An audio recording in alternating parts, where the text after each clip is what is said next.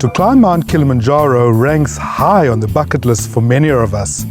But to do this blind, without the advantage of sight, now that's quite something else.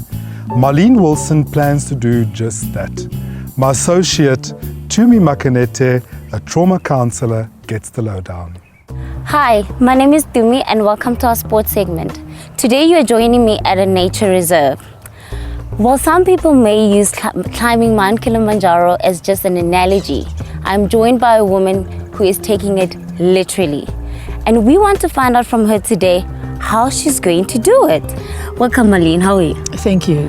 Very well, thank you. I'm glad. I'm good, thanks. Good. So, Marlene, I wanted to actually find out from you. You know, we know that you're going to be taking the climb towards the end of the year.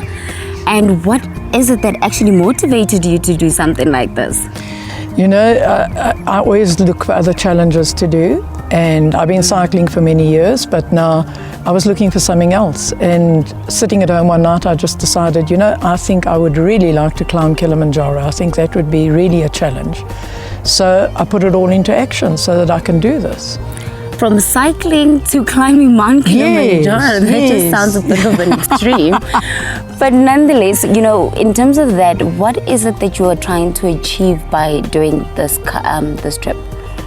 I want to put something back. You know, I've been very lucky in my life with the people that I've had that have been in and out of my life as a blind person, and even when with the cancer. So I decided if I can do this, then I would like to do it for two charities, for cancer and for guide dogs, and just give something back. But by actually putting you a bit on the difficult side by climbing Mount Kilimanjaro. Yes. Well, it's got to be a challenge, and I feel it's got to be difficult. I mean, you've really got to put your back into it. You know, we know that, you know, with climbing Mount Kilimanjaro, there's a lot of physical activities and physical requirements that you need to have before you can even climb. But what are some of the emotional, you know, preparations that you feel that you need to go through before you can actually climb there? Physically, I'm okay. Mentally, I think cycling for many years and long distances, like between Moscow and St. Petersburg, mentally you prepare yourself for your distance.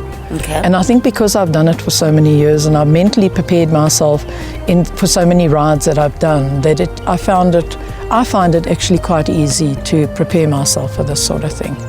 But you know, what is it, some of the things that maybe you can motivate some of our viewers in terms of them, maybe if they're looking at you and you're really inspiring them and they would like to try something like this? What is it that you can maybe just give them a bit of motivation in that regard?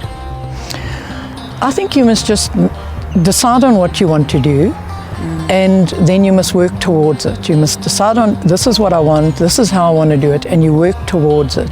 You know, when I was reading a little bit more about, you know, people climbing Mount Kilimanjaro, I come across like a whole list of the things that you need, the tools, the equipment, and it's a really long list. No. But maybe for you, what is like maybe one of the most important tools that you feel that you need? The thing that was going to be most important to me was a torch.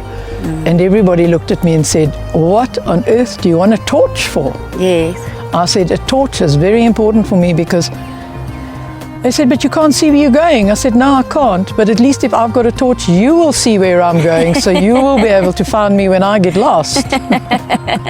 Maybe when you come back, you can come and tell us a little bit more in terms of what you did experience and how you feel about the climb, because I'm only assuming that it's just going to be victory on your mind afterwards. Oh, absolutely. No, I would love to come back and I would love to tell you how I found the climb and what it meant to me, because I do feel on an emotional level, I think I'm going to be quite an emotional person when I get to the top. Yes, I can only imagine. Yeah. But thank you so much, Marlene, for joining us, and yes, definitely we will touch base with you then on your return. Thank you. You heard it here first, guys. As you can see, she has definitely not lost her sense of humor as yet, but we'll check out with her when she comes back so that we can find out a little bit more on maybe how you can maybe climb Mount Kilimanjaro.